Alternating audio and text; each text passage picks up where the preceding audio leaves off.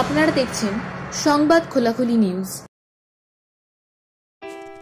25শে মে সংবাদ খোলাখুলি পাক্ষিক সংবাদপত্রের পত্রিকা দপ্তর প্রিয়াংশুর আস্তানায় এবারও অনুষ্ঠিত হল 101তম মাসিক সাহিত্য সংস্কৃতি বৈঠকি। এবারের বৈঠকির অনেকটা অংশ জুড়েই ছিলেন কাজী নজরুল ইসলাম, কারণ পরের দিনই ছিল 11ই জ্যৈষ্ঠ অর্থাৎ সোমবার। রোববারের এই মাসিক বৈঠকিতে 101তম বৈঠকিতে তাই খুব আন্তরিকভাবে কথায় গানে কবিতায় স্মরণ করা হলো দুই বাংলার বরেণ্য কবি কাজী নজরুল ইসলামকে। আমাদের এই অনুষ্ঠানের প্রধান অংশ জুড়েই ছিলেন তিনি। আমরা প্রায় 25 জন নানা প্রান্তের নানা বয়সের সাহিত্য সংস্কৃতি কর্মীর উপস্থিতিতে 101তম মাসিক সাহিত্য সংস্কৃতি বৈঠকিকে প্রবহমান রাখলাম। এই অনুষ্ঠানের বিভিন্ন অংশ আমরা আপনাদের সামনে তুলে ধরব। আমরা প্রতিবারই বলি যে আপনারা আমাদের সংবাদ খোলাখুলি নিউজ চ্যানেল দেখুন এই জন্যে যে আমাদের চ্যানেল মূলত আমাদের অঞ্চলের আশপাশের সাহিত্য সংস্কৃতির ইতিহাস, ঘটনা, অনুষ্ঠানই তুলে ধরে। উদ্দেশ্য সামাজিক অবক্ষয়, সাংস্কৃতিক অবক্ষয়কে প্রতিরোধ করা। আপনারা আমাদের চ্যানেল দেখুন এবং সাবস্ক্রাইব করুন। আমাদের অনুষ্ঠানের বিভিন্ন পর্ব 101তম বৈঠকি নজরুল ইসলাম স্মরণে।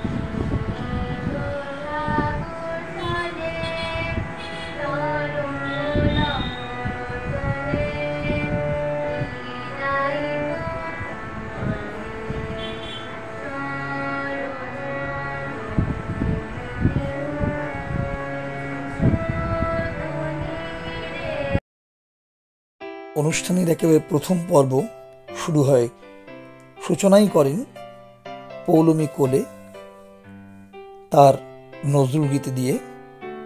তারপর ক্রমান্বয়ে দীপশা সাহা, অভিক ভট্টাচার্য, ভূমিত্রী দাস এরা নিবেদন করে তাদের শ্রদ্ধার্ঘ্য। এরপরে শ্যামল চক্রবর্তী এবং অশোক সাহা বক্তব্য রাখেন নজরুল সম্পর্কে।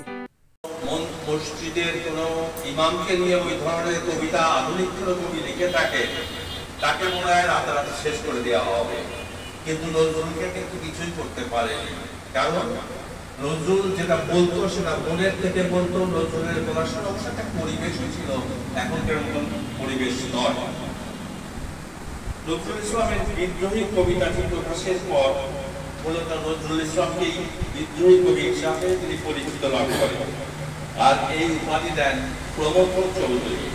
1922 সালের 22শে অক্টোবর ধূমকেতু পত্রিকার প্রথম সংখ্যায় প্রকাশিত বিদ্রোহী কবিতা প্রকাশের পর প্রমথ চৌধুরী এই উপাধি দেন।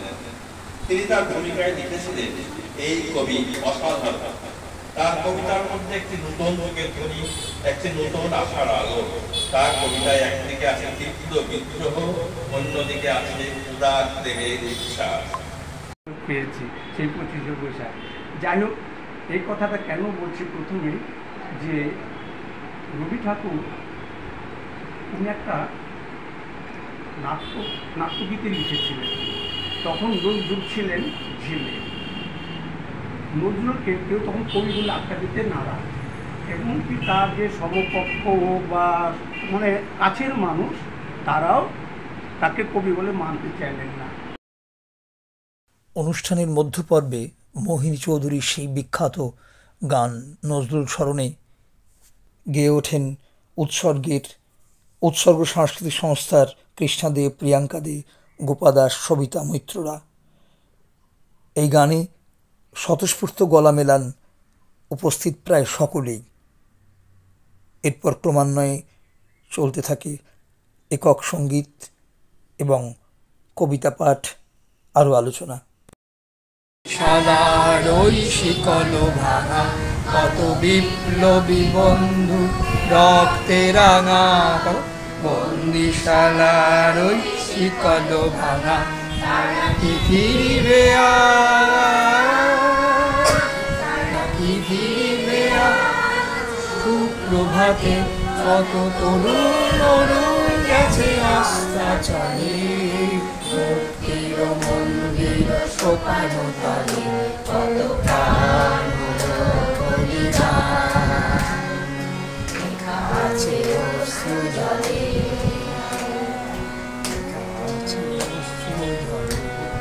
আমরা জানি না তার শব্দগুলো, তার ভাবনা, সেগুলো আমাদের সাংঘাতিকভাবে আজকের দিনে আর কি মানে ভীষণভাবে প্রাসঙ্গিক, মানুষকে জাগিয়ে তোলার জন্য আমার কিছু কিছু লেখা পড়ে মনে হয়েছে। তো আমার মনে হয় যে আমাদের উচিত একটু একটু করে তার যে রচনা, তার যে ভাবনা, তার যে কবিতা যা রয়েছে আর কি, তার লেখার যে সম্পদ, সেগুলোকে আমরা একটু একটু করে আবিষ্কার করতে পারি। কবিবর, তোমার সম্পর্কে আমি কি লিখবো কিংবা বলবো কিছুই মনে পড়ছে না। দূর অনুষ্ঠানেই যাব না, তাহলে তো বলা অথবা লেখা দুটোই লেটাই চুকে যাবে। কলমের মুঠি আটকে খাতা বন্ধ করে হাতে বিশ্রাম নিতে যাবার উদ্যোগ নেয়। এমন সময় স্বয়ং নজরুল ইসলাম দৃশ্যমান হয়।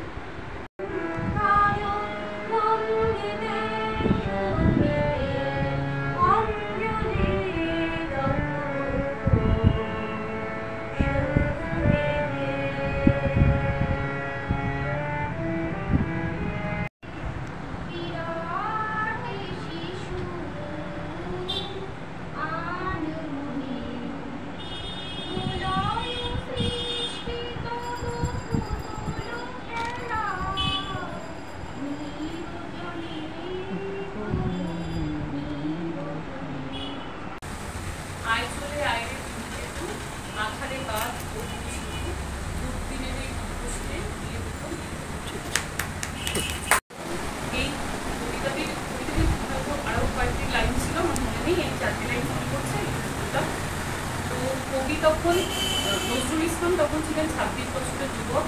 সেই সময় উনি যে সৃষ্টি করেছিলেন, যা কবিতা, যা লেখা রবীন্দ্রনাথ পেয়েছিলেন এবং চিঠিপত্র আমরা পাই পরবর্তীকালে, আমি পড়েছি কিছু চিঠি, যা রবীন্দ্রনাথ ঠাকুর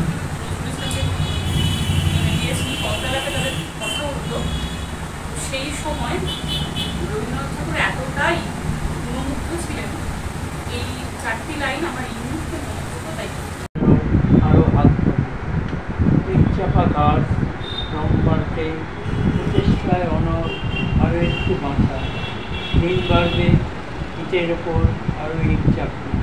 তারপর গল্পটা পড়লেই দেখব যেমন বয় আমাদের চেনা নদী ঠিক সেভাবে কিছুটা পরিচ্ছন্ন গা ভাসিয়েছি বিপন্ন সময়, ধরা বন্ধে চারিদিক মন, নোংরহীন নৌকার একমাত্র সওয়া। কিন্তু পথের প্রতি ধূলিকণা জানে, ওই পথ ওই জাহাজ সকল অট্টালিকার মানে। আসিতেছে শোষণে দিনে দিনে বহু বাড়িয়াছে দেনা, শুনিত হইবে ঋণ। হাতুড়ি সাপল গাইড চালাইয়ে ভাঙিল যাহা পাহাড়, পাহাড় কাটা ও পথের দুপাশে পড়িয়া যাদের হাত। তোমারে সেবিতে হইল যাহারা মজুর মুটে ও গুলি, তোমারে বলিতে যারা পবিত্র অঙ্গে লাগালো ধুলি।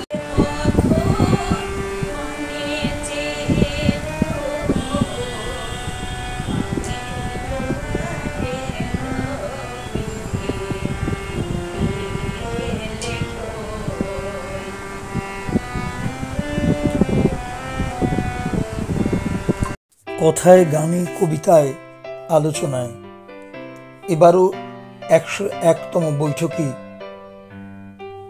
সাফল্যমণ্ডিত হল, বিশেষ করে কবি নজরুল স্মরণে, তার জন্মদিন উদযাপনে।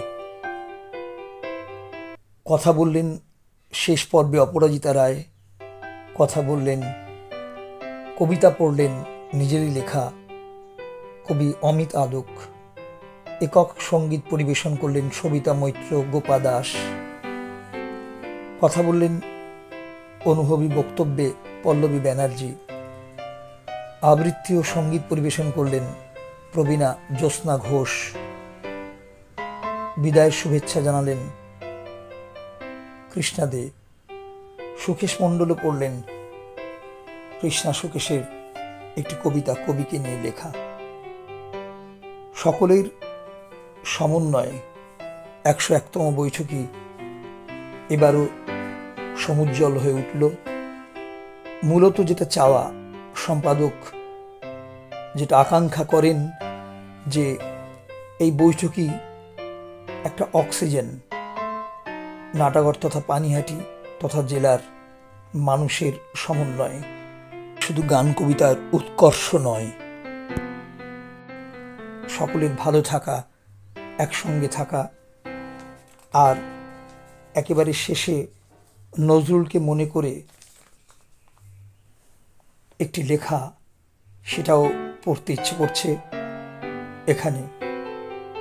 বিষের বাঁশরি বাজিয়েছ তুমি, বাজালে অগ্নিবীণা, অন্যায় আর অবিচার রোধে স্পষ্ট করেছ ঘৃণা, বারবার দৃঢ়কণ্ঠ তুলেছ জাতপাত ভেদাভেদে, আগুনের গান কোনো শৃঙ্খল রাখতে পারেনি বেঁধে, লৌহ কপাট কারাগার ভাঙা তীব্র দ্রোহের গান, নজরুল ছাড়া আমাদের বুকে কে যত্নে রেখে যান।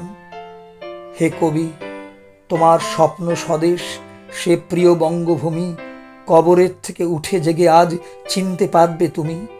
আকাশে উঠছে স্বাধীন পতাকা, নিচে দ্রোহ হাহাকার, গণতন্ত্রের সুন্দর ছবি স্পষ্ট হবে না আর। প্রিয় নজরুল, তবু মালাফুল এখনো ছবিতে রাখি, স্বাধীনতা যেন সমাধিতে বসে চেনা ডানা ভাঙা পাখি। আমাদের আগামী বৈঠকে আবার মাসের শেষ রোববার, কথায়, গানে, কবিতায়, আলোচনায়। আপনারা যারা আমাদের চ্যানেল দেখেন তারা নিশ্চয়ই আগ্রহ বোধ করবেন এই বৈঠকিতে আসার জন্যে। ধন্যবাদ।